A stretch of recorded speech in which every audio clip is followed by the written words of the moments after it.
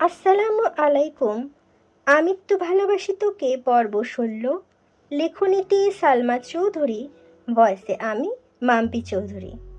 আবির দুটা চেয়ার এনে পরিষ্কার জায়গাতে রেখে নিজেই টিস্যু দিয়ে মুছে বলল, বস এখানে।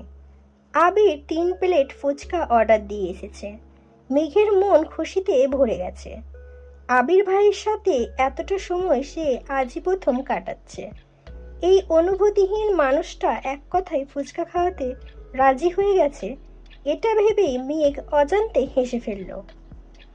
আবির পাশের চেয়ারে বসতে বসতে চোয়াল শক্ত করে বলল, বেবুকুফের মতো হাসছিস কেন? আবিরের কথায় মেঘ কিছুটা ভ্যাবাচাকা খেল। ভনিতা ছাড়াই জবাব দিল, এমনি। ততক্ষণে ফুচকা চলে এসেছে।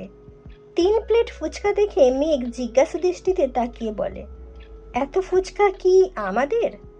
আবির উদ্বেলিত ভঙ্গিতে বলে, শুধু তোর। এগুলো খাওয়ার পর মন চাইলে আরও নিতে পারিস। মেঘ আশ্চর্য নয়নে তাকিয়ে আছে। সহসা ২ অধরের মাঝে ফাঁকা হয়ে গেছে। মেঘের দিকে চেয়ে আবির কপাল গোটায়। বিরক্তি নিয়ে বলল, মুখটা বন্ধ করে খা। মেঘ প্রথম প্লেট হাতে নিয়ে চুপচাপ খাওয়া শুরু করলো। আবির বসে বসে ফোন চাপছে। মেঘ আগপাছ না দেখে ১ প্লেট ফুচকা কয়েক মুহূর্তে নির্বাণ করে ফেলল। দ্বিতীয় প্লেট হাতে নিয়ে আবির ভাইয়ের দিকে তাকালো। তারপর সচেতন কণ্ঠে প্রশ্ন করল, আবির ভাই, আপনি খাবেন না ফুচকা? আবির গুরুভার কণ্ঠে বলল, আমি এসব খাই না। মেঘ কোমল কণ্ঠে বলল, আজ একটু খেয়ে ফেলুন, অনেক সুস্বাদু।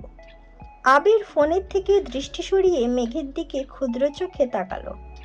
দাঁত খিচে বলল, তুই খাচ্ছিস কা, আমি খাবো না। মেঘের প্রেমানুভূতি এতটাই তীব্র যে আবিরের তপ্ত স্বরের কথাগুলো কানেই যাচ্ছে না। হাস্যোজ্জ্বল মুখে আবির ভাইয়ের দিকে চেয়ে আহ্লাদী কণ্ঠে বলল, একটা খান না প্লিজ। আবির তীক্ষ্ণ দৃষ্টিতে চাইল। আকস্মাৎ অভিব্যক্তি বদলে গেল আবিরের। খড়খড়ে কণ্ঠে বলল, দে। মেঘ তৎক্ষণাৎ প্লেট বাড়ালো আবির ভাইয়ের দিকে। আবির ভ্রুকুচকে বিরক্তি নিয়ে বলল, একটা ফুচকার জন্য আমি হাত নষ্ট করতে পারবো না, তুই খাইয়ে দে। মেঘ চোখ বড় করে তাকালো, জিভ দিয়ে ঠোঁট ভেজালো। মেঘের ডাগর ডাগর চোখে তাকানো দেখে আবির নিজের দৃষ্টি সংযত করে ফোনের দিকে তাকালো। মেঘ ধীর হস্তে ফুচকায় টক দিয়ে আলতো হাতে আবির ভাইয়ের মুখের সামনে ধরতেই আবির হাঁ করল। মেঘও ২ আঙুলে কোনো রকমে ফুচকা মুখে দিয়ে হাত সরালো দূরে, যেন আবির ভাইয়ের ছোঁয়ায় কারেন্টের শক খেয়েছে। ফুচকা মুখে পড়তেই আবির ভ্রুকুচকে চোখ বন্ধ করল, কোনো রকমে গিলল। দাঁত কিরমির করছে। দাঁতে দাঁত চেপে গম্ভীর কণ্ঠে বলল, উফ, কিভাবে খাস এত টক? মেঘ দাঁত বের করে হাসে, ঠাট্টার স্বরে বলে, এভাবেই। আবির দাঁতে দাঁত চেপে ধরে আছে, ক্ষুদ্র চোখে তাকিয়ে আছে অষ্টাদশীর পানে। কিছু বলতে চেয়েও বলছে না। হঠাৎ চোখ পড়ে দূরে। রাকিব দূর থেকে ফোন ধরে দাঁড়িয়ে আছে আর দাঁত কেলিয়ে হাসছে। আবির কপাল কুঁচকে তাকালো। মেঘের চেয়ারের পিছনে হাত দিয়ে ২ আঙুলে ইশারা দিল। সঙ্গে সঙ্গে ফোন পকেটে রেখে জায়গা ত্যাগ করল রাকিব। মেঘ আপন মনে ফুচকা খাচ্ছে। দ্বিতীয় প্লেটের শেষ ফুচকায় অতি সামান্য টক দিয়ে আবির ভাইয়ের দিকে তাকালো। আবির সঙ্গে সঙ্গে হুঙ্কার দিয়ে উঠল, আর খাবো না। মেঘ পল্লব ঝাপটে অধর নেড়ে বলল, একটা খাইতে নেই, এটা শেষ প্লিজ। আবির আগে থেকেই ভ্রু গুটিয়ে চোখ বন্ধ করে হাঁ করল। তবে এটাতে টক কম দেওয়ায় তেমন প্রভাব পড়েনি। কোনো রকমে খেয়ে নিল ফুচকাটা। একটু পানি খেয়ে মেঘের দিকে তাকিয়ে গম্ভীর কণ্ঠে শুধালো, একটা খেলে কি হয়? মেঘের ঠোঁটে ফুটে ওঠে রক্ত জবার নেই হাসি। তৎক্ষণাৎ হাসি থামিয়ে বলল, একটা খেলে পানিতে পড়ে যেতেন। আবির বোকার মতো চেয়ে আছে মেঘের দিকে। কয়েক মুহূর্ত পর দীর্ঘশ্বাস ফেলে বিরক্তি নিয়ে বলল, কি? কোত্থেকে শুনিস এসব আজগুবি কথাবার্তা? মেঘ বিজ্ঞের নেই মাথা দুলিয়ে বলল, আমার সোর্স আছে। মেঘ মাথা নুইয়ে মুচকি হাসে।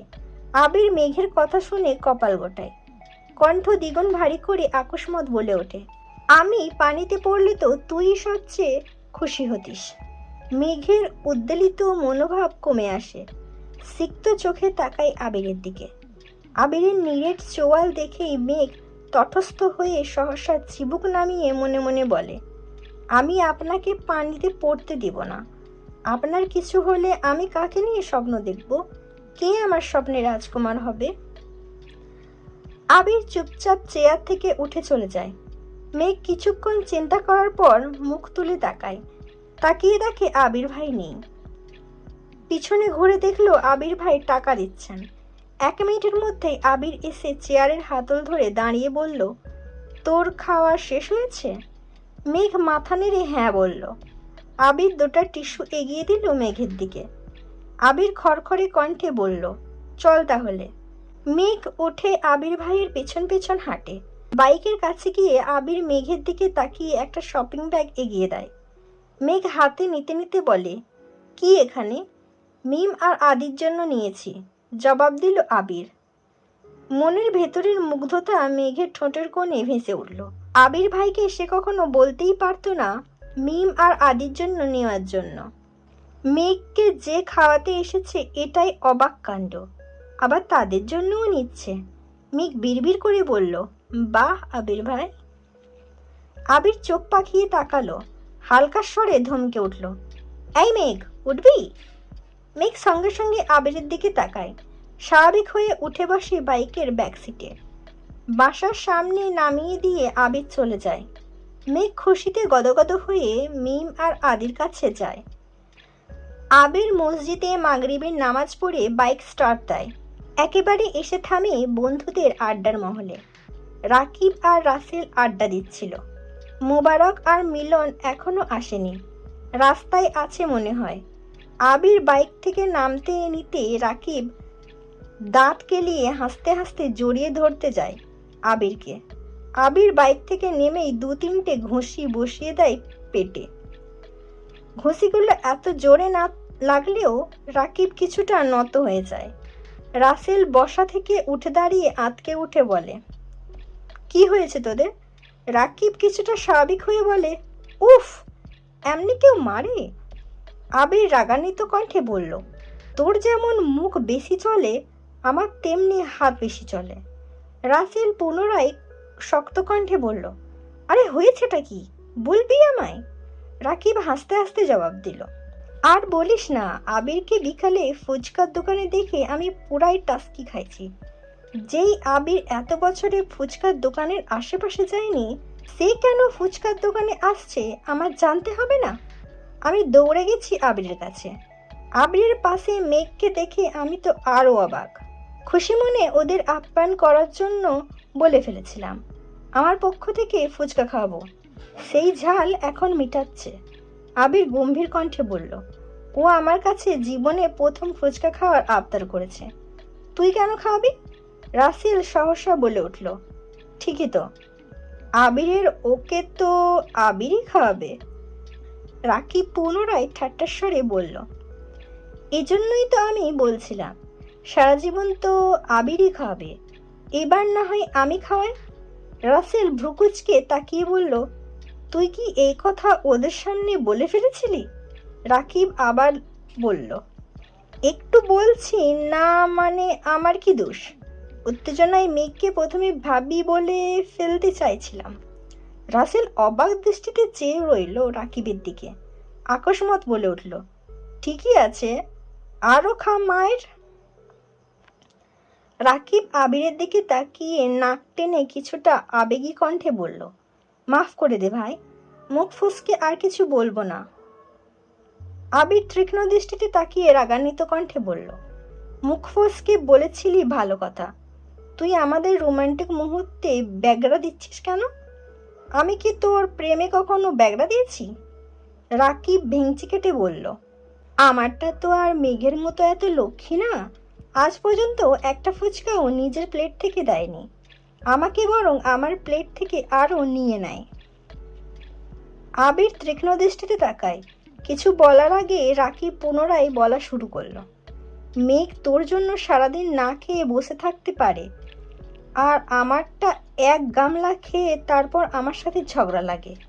যদি ঘুরতেও নিয়ে যাই, বাসা থেকে বের হয়ে সে আগে ফুচকা, চটপটি, হালিম খেয়ে নেয় একা একা, তারপর আমার সাথে দেখা করতে আসে। আমি যেখানে নিজে শান্তিতে প্রেম করতে পারি না, সেখানে তোকে কেমনে করতে দেয়? আবির কপাল গুটিয়ে ক্ষুদ্র চোখে তাকিয়ে আছে। রাসেল সাহসা বলে, রাকিব, কি করছিস তুই? রাকিব আবারও হাসি শুরু করলো। এবার হাসির মাত্রা দ্বিগুণ বেড়ে গেছে। হাসতে হাসতে বলল, রাসেল রে, তোকে তো একটা জিনিস দেখানোই হয়নি। আয় বস, একটা OMG জিনিস দেখাই তোকে। আবিরের দিকে তাকিয়ে পুনরায় দাঁত কেলিয়ে বলল, আয়, নিজের কুকীর্তি দেখে যা। তিন বন্ধু চেয়ার টেনে বসছে। এর মধ্যে মোবারক আর মিলনও এসেছে। পাঁচজনই চেয়ারের কাছাকাছি এসে বসেছে। আবির ভেবেছিল ছবি দেখাবে, তাই এতটা মনোযোগ দেয়নি। কিন্তু রাকিব একটা ভিডিও অন করলো। পেছন থেকে ভিডিও করেছে। মেঘের হিজাবের কারণে মুখটা তেমন ভাসেনি, কিন্তু আবিরের মুখের একপাশে স্পষ্ট বোঝা যাচ্ছে। মেঘ আবিরকে মুখে তুলে ফুচকা খাইয়ে দিচ্ছে। এতটুকু দেখেই মোবারক আর রাসেল চিৎকার দিয়ে ওঠে, আবির, তুই ফুচকা খাইছিস? মিলন তর্ককিত কণ্ঠে বলল, আবির, তুই এক মেয়ের পাশে বসে ফুচকা খাচ্ছিস, তাও মেয়ে খাইয়ে দিচ্ছে? রাসেল এবার হাস্যোজ্জ্বল মুখে বলল, এটা এক মেয়ে না রে, আবিরের জীবনের একমাত্র মেয়ে। মোবারক আবিরের দিকে চেয়ে সহসা বলে ওঠে, মেঘ নাকি নাম শুনেছিলাম, উনি কিসে? আবির শুধু ওপর নিচে মাথা নাড়ায়। মিলন অভিযোগের কণ্ঠে বলল, এটা আমি মানতে পারলাম না। সেদিনও তো তোকে কত জোর করলাম ফুচকা খেতে, চেপে ধরেও তোকে খাওয়ানো গেল না, আর আজ? রাকিব দাঁত কেলিয়ে হেসে বলল। মেঘ কিছু বললে আবির আবার না করতে পারে না। তিন বন্ধু অবাক চোখে তাকিয়ে রইল আবিরের দিকে। রাসেল সহসা বলে উঠল, তুই তো টক খাস না জীবনেও, ফুচকা কেমন খেলি? আবির মুচকি হেসে জবাব দিল, শুধু টক কেন, ও আমায় বিষ দিলে আমি বিষও চুপচাপ খেয়ে নেব। চার বন্ধু এবার বিস্ময়কর দৃষ্টিতে আবিরের দিকে তাকালো। কয়েক মুহূর্ত সবাই চাওয়াচাওয়ি করলো। মোবারক হাসি মুখে বলল, বিয়ে কবে খাচ্ছি বন্ধু? আবির ঠাট্টার স্বরে বলল, আর বিয়ে? মিলন কিছুটা চিন্তিত হয়ে বলল, কেন, কিছু হয়েছে? আবির কিছু বলার আগেই রাকিব হাসতে হাসতে বলে উঠল, সেদিন যদি মেঘ রাজি হইতো তাহলে আবির আজ বিবাহিত থাকতো।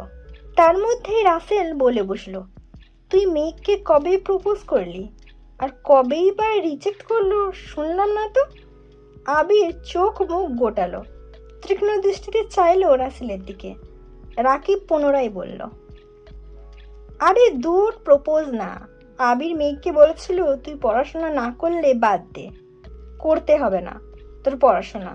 কিন্তু মেঘ বেচারি বুঝলই না, বলে বসলো পড়াশোনা করব।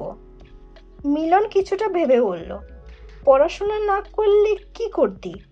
আবির দাঁত খিঁচে বলল, পড়াশোনা করবে না বললে 1 ঘন্টার মধ্যে কাজিয়ে এনে বিয়ে করে ফেলতাম। রাসেল সশব্দে হেসে উঠল আর বলল, মেঘ যদি রাজি না হতো? আবির রাগান্বিত কণ্ঠে জবাব দিল, জোর করে বিয়ে করলে রাজি কি আবার? মিলন, মোবারক আর রাসেল এত বেশি জানে না। রাকিব আবিরের সবকিছু জানে। রাকিবের সাথে রাসেল চলাফেরা করায় রাসেল টুকটাক জানে। মিলন দাঁত বের করে ঠাট্টা কণ্ঠে শোধালো, বিয়েটা তো মেঘকে বলেও করতে পারিস, তাহলে তো আমরাও বিয়েটা খেতে পারি, আর তোর বউও বিয়ের পরে পড়াশোনা করতে পারে। আবির দীর্ঘশ্বাস ফেলল, কণ্ঠ খাদে নামিয়ে বলল, এই কাজ আমি কখনোই করব না। মোবারক প্রশ্ন করল, কেন? আবির গম্ভীর কণ্ঠে বলা শুরু করলো, কারণ মেঘকে বা বাসায় ঝামেলা করে আমি এখন বিয়েটা করলে জীবনের কোনো এক সময়ে মেঘের মনে হতে পারে আমি ওর যোগ্য না। পড়াশোনা, বাহিরে চলাফেরা, বন্ধু মহলের সাথে সে আমাকে মানতে পারতো না। মেঘের কখনো যদি মনে হয় আমি ওর জীবনে জোর করে এসেছি বা মেঘ আমার থেকে মুক্তি চায়, তখন আমি কি করব? তার থেকে ভালো ও পড়াশোনা করুক, নিজে প্রতিষ্ঠিত হোক। যখন ওর মনে হবে আমাকে ছাড়া ও চলবে না, তখনই আমি ওকে বিয়ে করব। গভীর মনোযোগ দিয়ে কথাগুলো শুনছিল সকলে। মোবারক মাথা চুলকে বলল, একটু আগে যে বললি জোর করে বিয়ে করবি। আবির এবার কপাল কুঁচকে বিরক্তি নিয়ে বলা শুরু করলো, মেঘ যদি বলতো সে পড়াশোনা করবে না, তাহলে আমি জোর করে বিয়ে করতাম, কারণ তখন তার পড়াশোনা করে কেরিয়ার গড়ার ইচ্ছে থাকতো না, জীবনে চলার পথে নতুন বন্ধু হতো না, আমাকে ঘিরে ওর পৃথিবী হতো। একটা না একটা সময় একটা সময় গিয়ে আমার প্রেমে পড়তে বাধ্য হতো। মিলন এতক্ষণ নীরব থাকলেও এবার চিন্তিত স্বরে বলল, সবই বুঝলাম, কিন্তু ভাবির জীবনে যদি অন্য কেউ চলে আসে, তখন কি তুই ভাবিকে ছেড়ে দিবি? রাকিব ফিক করে হেসে উঠল, তাচ্ছিল্যের স্বরে বলল, যা বলেছিস তুই, আবির দিবে মেঘকে ছেড়ে? হাসাইলি? এই আবির দেশেই আসছে এক ছেলেকে পিটাইতে। ছেলের অপরাধ কি? ছেলে মেঘের সাথে কথা বলার চেষ্টা করেছিল, কথা বলার চেষ্টাতেই ছেলে এখনো হাসপাতালে ভর্তি। যদি প্রেম করার চিন্তা করে, তখন আবির কি করবে তোরাই ভাব। রাসেল, মিলন আর মোবারক সস্বরে চিৎকার দিয়ে উঠল, আবির!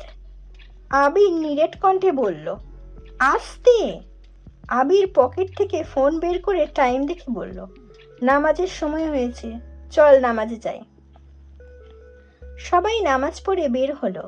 রাকিব দাঁত কেলিয়ে বলল, শোন, আজ আবির আমাদের ট্রিট দিবে, কি খাবি বল তোরা? আবির বিরক্তি নিয়ে বলল, আমি কেন ট্রিট দেব? আমি কি বিয়ে করেছি নাকি?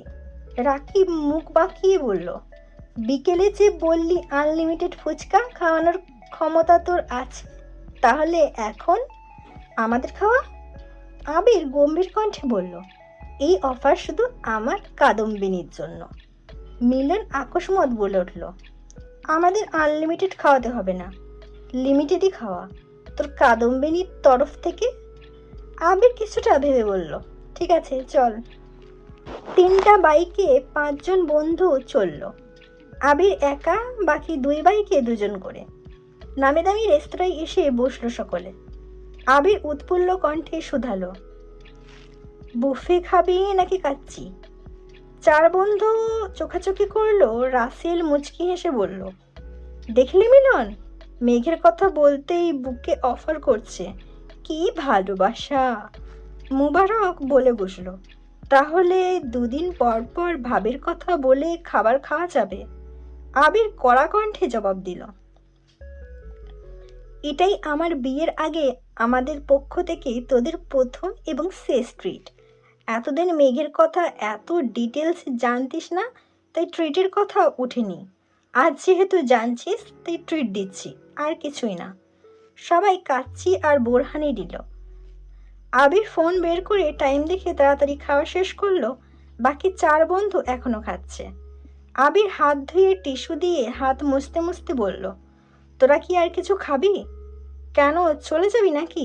রাকিব বলল। আবির মুচকি হেসে বলল, তোদের ভাবি আমার জন্য অপেক্ষা করছে।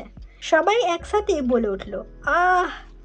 লিমন অভিমানী সুরে বলল, বাহ বন্ধু বাহ, এক বাড়িতে প্রেম করে যা মজা নিচ্ছিস, এদিকে আমার সব কাজিনের বয়স 5 বছরেরও কম। কিছুটা বেদনায় আবির একগাল হেসে বলল, আর কিছু না খেলে বিল দিয়ে দিচ্ছি। সবাই বলল, আর কিছু খাবো না, দোয়া করি তোরা সুখী হ।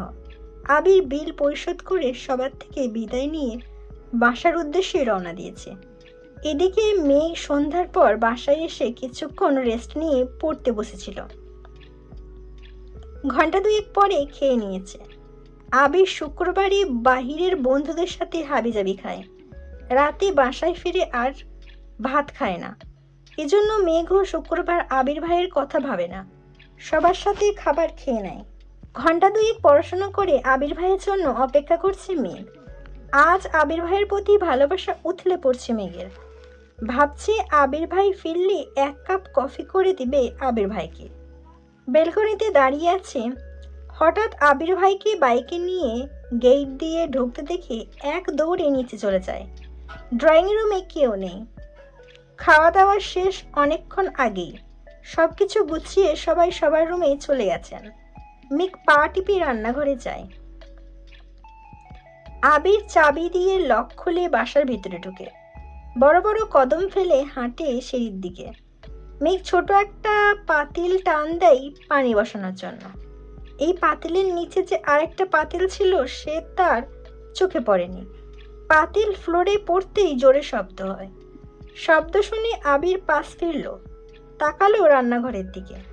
মেঘ চোখ বন্ধ করে এক হাতে পাতিল সহ আরেকটা খালি হাতের আঙ্গুল দিয়ে 2 কান চেপে ধরে আছে। মেঘকে রান্নাঘরে দেখে আবিরের পায়ে রক্ত মাথায় উঠে গেছে। দ্রুত পায়ে হেঁটে গেল রান্নাঘরের দিকে। আবির দাঁতে দাঁত চেপে গম্ভীর কণ্ঠে শুধাল, এখানে কি করছিস? আবির ভাইয়ের কণ্ঠ শুনে কেঁপে ওঠে মেঘ। ভরকে যায় কিছুটা। মনে মনে ভাবছে, যদি বলি আবির ভাইয়ের জন্য কফি করতে আসছি তাহলে আমি শেষ। নরম স্বরে আস্তে করে মেঘ বলল, কফি খেতে ইচ্ছে হচ্ছিল। আবির সূক্ষ্ম দৃষ্টিতে পরখ করল অষ্টাদশীর আপাদমস্তক। গম্ভীর কণ্ঠে বলল, তুই ডাইনিংয়ে বস, আমি আনছি। মেঘ তটস্থ নয়নে চাইল। দৃষ্টি তার নিরেট। কয়েক মুহূর্ত পর পাতিলে রেখে ডাইনিং টেবিলে চেয়ার টেনে বসল। এক দৃষ্টিতে তাকিয়েছে রান্নাঘরে। আবির বেসিন থেকে হাত ধুয়ে কিছুক্ষণের মধ্যেই 2 কাপ কফি নিয়ে ডাইনিংয়ে আসলো। 1 কাপ মেঘের দিকে এগিয়ে দিল। বসলো মেঘের বিপরীতে। মেঘ আস্তে আস্তে ফু দিয়ে 1 চুমুক খেলো। সঙ্গে সঙ্গে বিস্ময়কর চোখে তাকালো আবির ভাইয়ের দিকে। তারপর আরেক চুমুক দেয় কফিতে। আবির কফিতে 1 চুমুক দিয়ে মেঘের দিকে তাকিয়ে বলল, চিনি ঠিক আছে? মেঘ সহসা উপর নিচ মাথা নাড়ল। আবির ভ্রু নাচিয়ে শোধালো, তাহলে এভাবে তাকিয়ে আছিস কেন? মেঘ বিস্ময় কণ্ঠে বলল, আপনি এত ভালো কফি বানাতে পারেন? কিভাবে শিখেছেন? আবির নিরুদ্বেগ কণ্ঠে উত্তর দিল, বাইরে থাকলে এরকম অনেক কিছুই শিখতে হয়, পরিস্থিতিই শিখিয়ে দেয়। মেঘ কি বুঝলো কে জানে, একগাল হেসে বলল, থ্যাংক ইউ আবির ভাই। আকস্মাৎ আবিরের অভিব্যক্তি বদলে গেল। ভ্রু কুঁচকে ধমকের স্বরে বলে উঠল, বাড়িতে এতগুলো মানুষ আছে, সাথে একজন হেল্পিং হ্যান্ড থাকার পরও তুই রান্নাঘরে ঢুকলি কোন সাহসে? আবির ভাইয়ের ধমকে চমকে উঠল মেঘ। অক্ষি পল্লব কাঁপছে তিরতির, ঘামতে শুরু করেছে। ফ্যাল ফ্যাল করে তাকিয়ে আছে আবির ভাইয়ের দিকে। আবির দ্বিতীয়বার গম্ভীর কণ্ঠে বলল, দরকার হলে তোর জন্য আরও 2 জন হেল্পিং হ্যান্ড রাখবো, তারপরও তোকে যেন আগামী 3 মাস রান্নাঘরে পা দিতে না দেখি। কথা শেষ হওয়া মাত্রই হাতে কফির কাপ নিয়ে নিজের রুমের দিকে চলে গেল। মেঘ মানব মূর্তির ন্যায় চেয়ারে বসে রইল।